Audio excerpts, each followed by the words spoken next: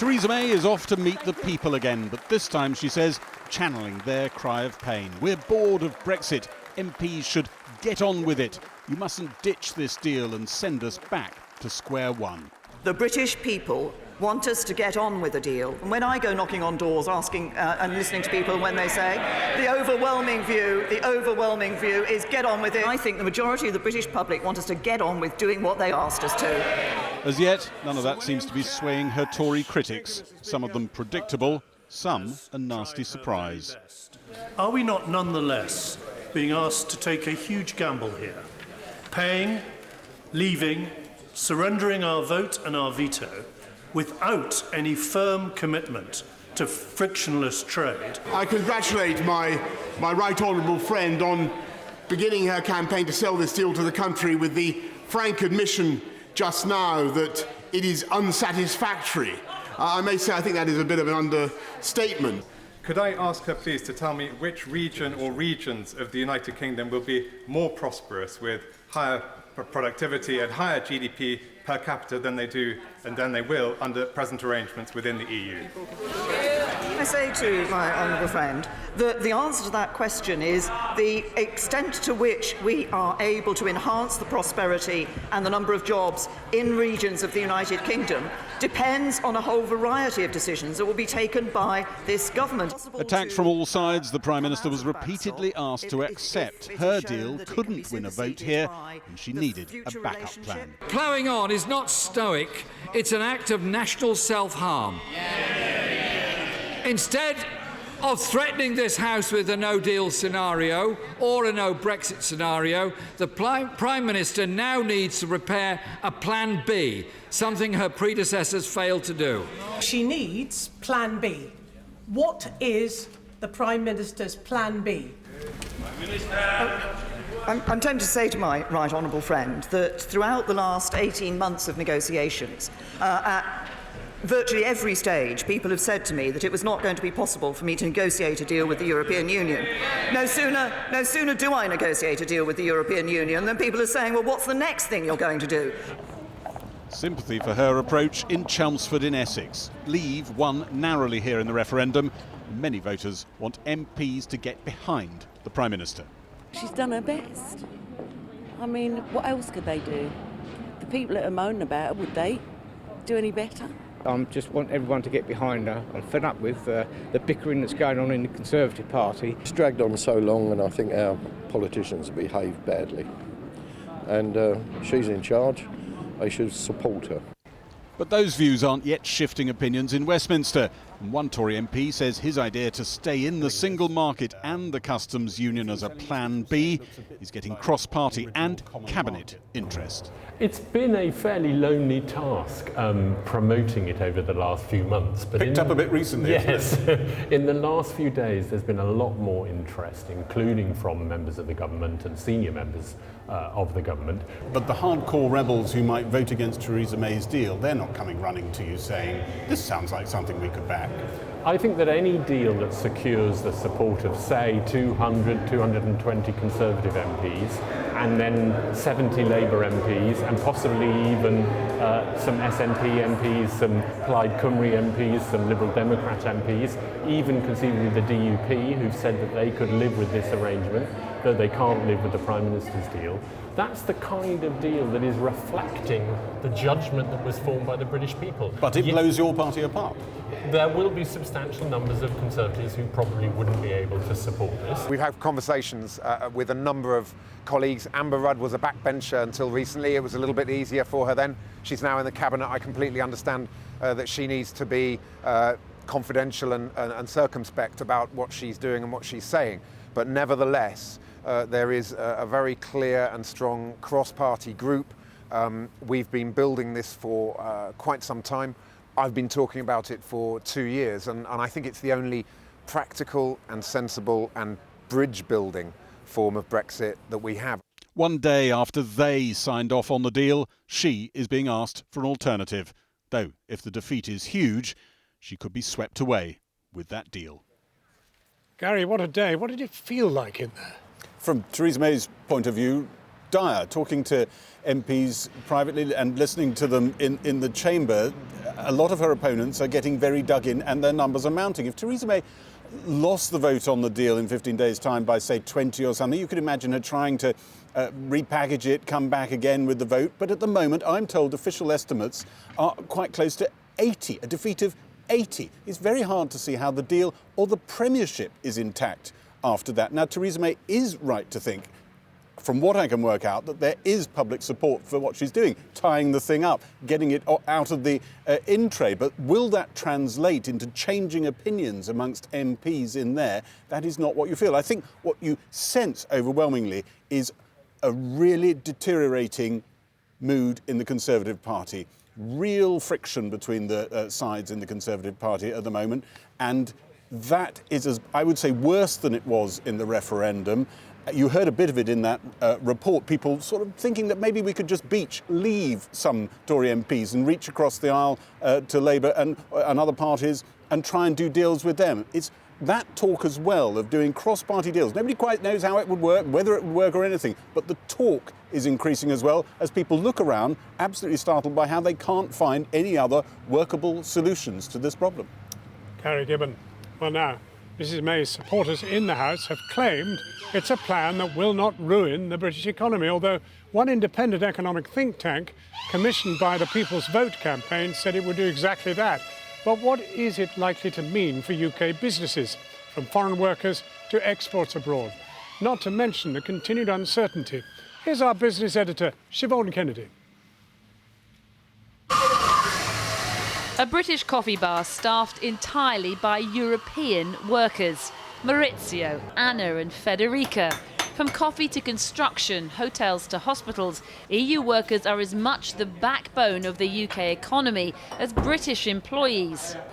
But the detail around their ability to come and work here in the future and in what numbers remains one of the key Brexit unknowns. 3 years ago, we'd have 200 applicants. We'd probably have 20 now. So the state of employment is very hard at the moment. And how much of that do you put down to Brexit, or is that just the function of the economy? It's 90% Brexit. After the vote, the job applications went down. People were unsure about their future in Britain, so we don't know what they're doing. The rights of EU citizens currently in the UK and vice versa are guaranteed, but freedom of movement after 2020 is set to end.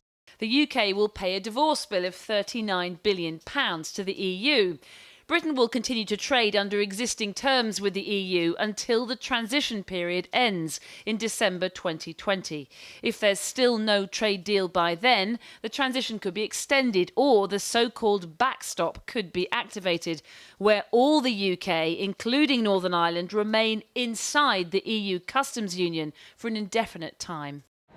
It's no wonder businesses like this one and employers like Andy aren't jumping for joy at the signing of the withdrawal agreement, because they see that as a largely political milestone, while for them so many aspects of their own business, their future terms of trade, whether or not they should invest, and crucially who they can and cannot hire, remain unclear.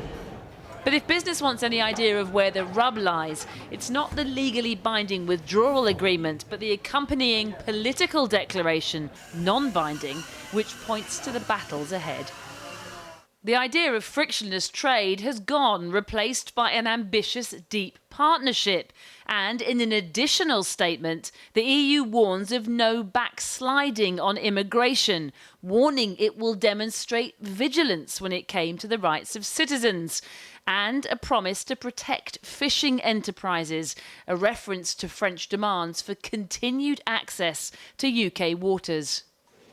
In fact, the French President Emmanuel Macron went further, warning that unless this was agreed, Britain would remain stuck in the backstop, the long-term customs union, anathema to Brexiteers looking to strike deals with the rest of the world. Whatever the future holds, and even if Theresa May does get her deal agreed in Parliament, the People's Vote lobby group today warned the UK economy would be $100 billion a year worse off by 2030. At its heart, as this report identifies, even if the Prime Minister gets the very best out of that, will still mean that we will be worse off as a nation and as individual people. A prediction many would question, but what's certain is the heat around our future relationship with the EU won't dissipate as the next 2 years of battling over the terms of a trade deal begins. Well, to get a cabinet view, a little earlier I spoke to the Secretary of State for Wales, Alan Cairns. I began by asking him about the lack of support in Parliament today for the Brexit deal.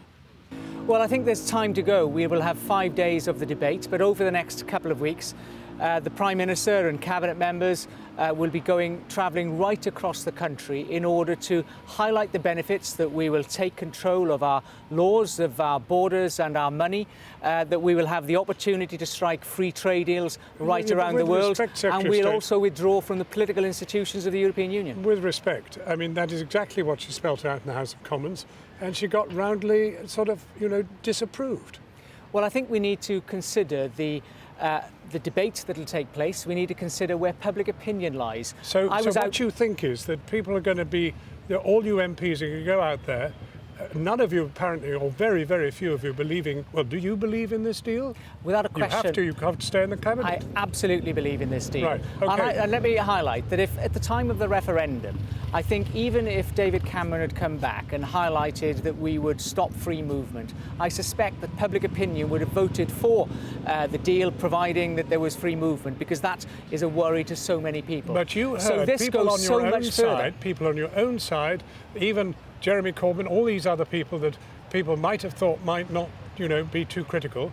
And here we go. I mean, heavens, how are you going to turn it round? Well, I always expected Jeremy Corbyn to be critical, because they have set some tests that were impossible to deliver, because they've chosen to play party politics with such an important issue. But you're not addressing the scale of what we saw in the House of Commons. This is an opportunity for the nation to come together. The members of Parliament will represent and reflect that view around the country. So let's just get this clear. MPs are wrong. The vast majority who spoke today against this deal are quite simply wrong, and you will be able to win the people around. Because they're not going to go out into the country and say, hey, folks, I may have said in the House of Commons it was dreadful, but actually, I tell you, it's a great deal. Will you please vote for it? Well, I think MPs will take the time to debate the issue. That's why we're giving 5 days of debate.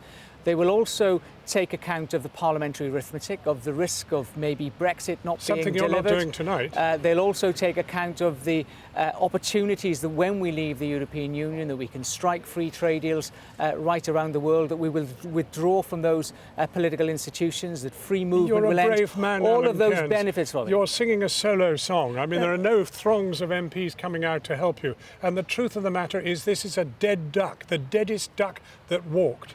I've heard so many accusations like that against the Prime Minister at each and every stage of the Brexit negotiations. But her determination to act in the national interest, the resilience that she's shown, is gained admiration. So there's no plan B? No plan B of any description? The plan A is to deliver on this deal. If there's a plan A, there's got to be a plan B. What is it? And that is the only plan. What's the plan B? Plan A is the only plan. Plan B? We don't need a plan B, because this is the right deal in the national interest. So all your colleagues in there that spoke today, all your Conservative colleagues, they're just dead wrong. I think there's an opportunity for colleagues who have strong political views on either side of this debate to have a debate around the subject, but that debate needs to be in the context of the parliamentary arithmetic, but also in the context of public opinion. And therefore, when MPs take that into account, when they clarify maybe the legal opinion, when they recognise the benefits of this in the national interest... And it's all going to happen in 10 days. In 10 days. Absolutely right. I'm confident and optimistic that we'll be able to get this through. You're a very special optimist, Alan Cairns. Thank you very much indeed. Now, welcome back to Westminster, where Theresa May has been trying to sell her Brexit deal to MPs. Along with the backstop, another major bone of contention has been the impact of the deal on the fishing industry and future access to the UK's fishing waters and European markets. Our Scotland correspondent Kieran Jenkins joins us now from Glasgow. Kieran. Well, it was another Brexit pummelling, wasn't it, John, for Theresa May in the Commons this afternoon. Not many, if any, MPs, Conservative or Scottish or otherwise, willing to stand up and say what a great deal this is for the British fishing industry. And a lot of that is because even if Theresa May were to win her vote, yes, we would leave the common fisheries policy at some point in future, but instead there would be a new fishing agreement with the EU, the contents of which are up for grabs. So there's going to be an almighty fight coming over fishing rights, if it hasn't started already, because the EU making it plain that it will use all its leverage to win that fight. One, by making access to UK waters a condition of future trade talks or a future trade deal. And secondly, as you've already heard, the explosive suggestion from the French President Emmanuel Macron that the UK could be kept in the backstop as a form of leverage. So what we have is the EU saying this weekend that at the very least they want a better deal than they have now, at least current fishing rights, access and quotas, which of course is not what fishing communities were promised Brexit would deliver. So you have the SNP and a number of Tory MPs saying this is a sellout. And you have Theresa May saying, well, the key difference is that at least in future, the UK will decide who fishes what in UK waters. But that is all still to be negotiated. And what you're left with at the end of it all is Theresa May's word.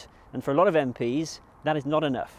John. Kieran Jenkins in Glasgow. Now, the Prime Minister is, according to newspaper reports, considering a televised debate with Jeremy Corbyn about her deal, although some said a better debate would be between her deal, a no deal, or a second referendum, and we're trying to do that here tonight. Joining us now are three different Tory MPs with three different views. Vicky Ford, who's backing the Prime Minister's deal, Sir Bernard Jenkin, who isn't, and Sarah Wollaston, who backs a second referendum. Let me just start with you, Vicky Ford. I'm just wondering, given that the Prime Minister is now going off around the country, talking to people, trying to win them over, it's a bit of an odd thing that she's not then going to allow them to have a vote.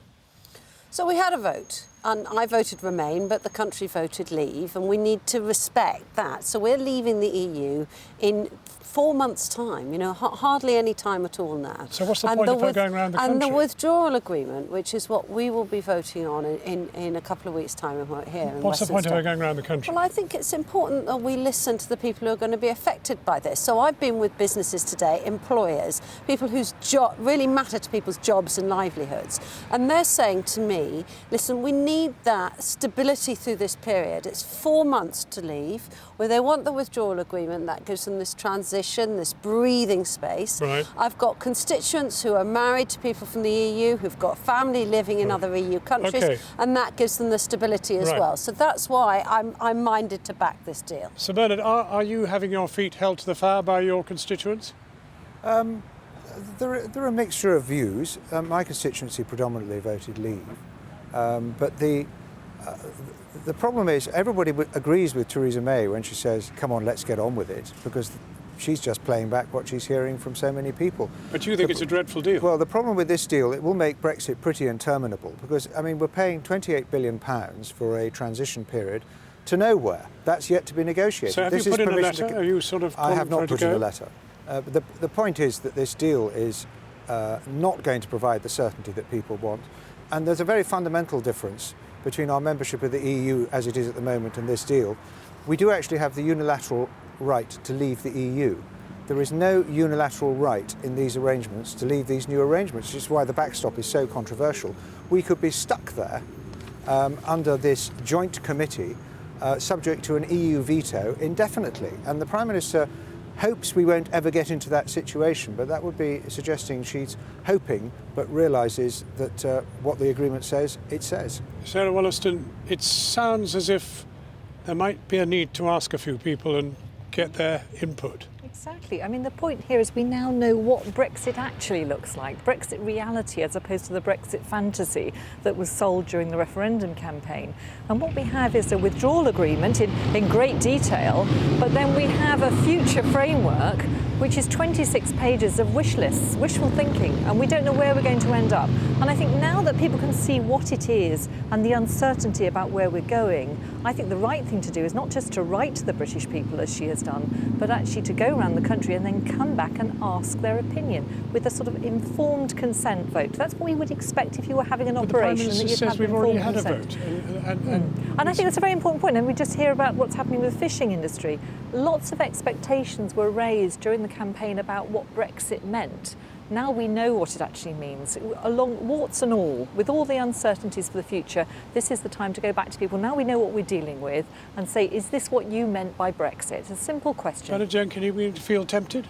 Well, no, because everybody said at the time of the referendum, this is the final choice. What you decide will be decided and will be implemented. The problem with this deal, it's not really implementing much of a Brexit. The problem is and for example, there is absolutely no need for us to make this great compromise on fish as part of the future economic partnership. And that's the deal. But that's the deal we're being offered, and I think that's what is putting people off this deal. The truth is, in 40 years of reporting, I have never seen a Prime Minister get such a pummelling. But this is the most complicated negotiation of our generation, the withdrawal agreement. That's no excuse, the 500 pages. That makes it very clear that we're leaving the EU, the single market, we're leaving the common fisheries agreement, we're leaving the common farming agreement, but then we are moving into this new trade relationship. And yes, that 28 pages is only the heads of terms. But you see, you're beginning to talk about things people were never told before. Well, Wouldn't you be kind to ask them again? So I did 40 public meetings, many of which Bernard was at during the referendum, making it enormously clear. So they had that chance, they can get stuff. Any new trade agreement needs all 27 other countries to agree. We've got the heads of terms now. I want to make sure that jobs and security are protected, and that's what this deal does. There's a practical aspect to this as well, and that is that her deal won't pass Parliament as it stands. But I think if we attach to it that conditionality of saying your deal's subject to asking the people in a people's vote, then I think there is a chance it could pass the Commons. And at some point, the Prime Minister's going to have to cross one of her red lines. Either she crosses to EEA and EFTA, or she crosses to no deal, for which there is no majority in Parliament, or she crosses to saying conditional asking the people. Well, let's do that. Bernard Jenkin, your good friend Nick Bowles has come up with another idea, which is to go the Norway way, which means we'd have more of the single market, and we would have a customs union. Well, it's very late in the day to introduce a completely new concept. Not a bad idea, though, is it? Well, also he's changed his tack. He used to say Norway for now, but now he's saying this is Norway going to forever. Norway. It looks more like Norway forever, and it's not really practical. This isn't on offer. What the EU did offer last March was a Canada plus trade agreement. We just need to resolve the problem of the Northern Ireland, and what the Prime Minister seems to be conceding, partly conceding from Ian Duncan-Smith and Owen Paterson and their proposal to have a frictionless customs frontier in Northern Ireland without any checks at the frontier. That is the answer.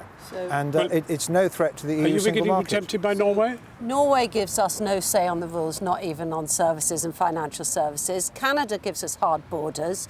A no-deal Brexit gives huge uncertainty for business, and I don't think a second referendum solves the problem. That's why I'm minded to support this package, which gives us that stability and buys us the breathing space. Bites. I agree with Sarah. This deal is not going to go through. Yes.